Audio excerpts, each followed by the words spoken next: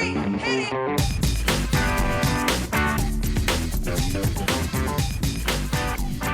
Good morning, good afternoon, good evening, and welcome to today's Caffeine for the Soul. And today I wanted to build on an idea that I first talked about in a morning ramble over on Instagram called the 4 Horsemen of the Mental Apocalypse. And the original 4 horsemen, at least as far as I remember the story, were in the book of Revelation. And they were conquest, war, famine, and plague. And they rode 4 different horses, and they were the precursors to the apocalypse that ends life as we know it.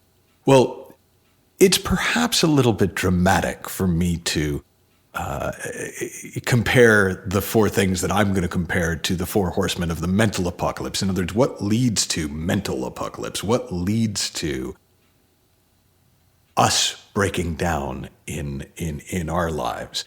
But for me, the 4 horsemen, the 4 things that I see get in people's way the most are fear, stress, pressure, and discouragement.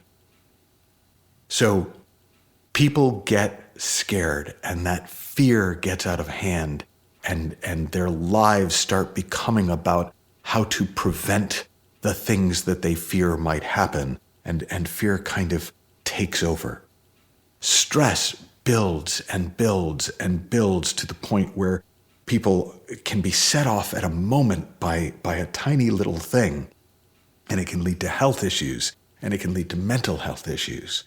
Pressure, less obvious because pressure kind of gets a good name in some areas. Yeah, when the pressure is highest, they're at their best, which usually by the way means that when somebody is actually really focused, which is sometimes what they do when they're feeling mental pressure, they do well.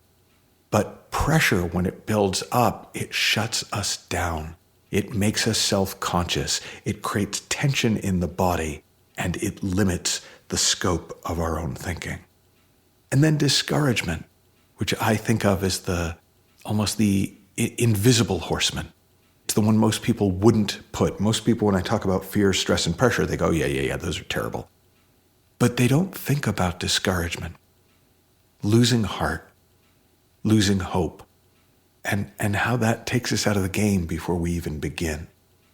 Now, I see in my work all the time how fear, stress, pressure, and discouragement are the 4 biggest obstacles to people engaging in life and thriving in their work and thriving in the world. What I didn't see for a very long time was that all 4 of them aren't really things. Like, it might be obvious to you that they're not really horsemen, but they're not really things. They're not solid. There's no such thing as fear. Fear is a state that is created from thought. There's no such thing as stress. There's no such thing as pressure. There's no such thing as discouragement. In NLP, there's a notion that we talk about called nominalizations, and it's taken from the field of transformational grammar.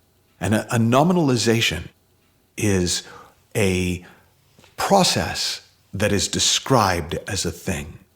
It is an operation of doing that is described as a state of being. And the test that I learned to spot a nominalization is, can you put it in a wheelbarrow? So if my phone, you could put my phone in a wheelbarrow. If you want to talk about a chair, you can put a chair in a wheelbarrow. In fact, if you've got a big enough wheelbarrow, you can put a house in a wheelbarrow. But you can't put fear in a wheelbarrow. You can't put stress in a wheelbarrow. You can't put pressure in a wheelbarrow. You can't put discouragement in a wheelbarrow, which means, linguistically, they're nominalizations, which means they're not things.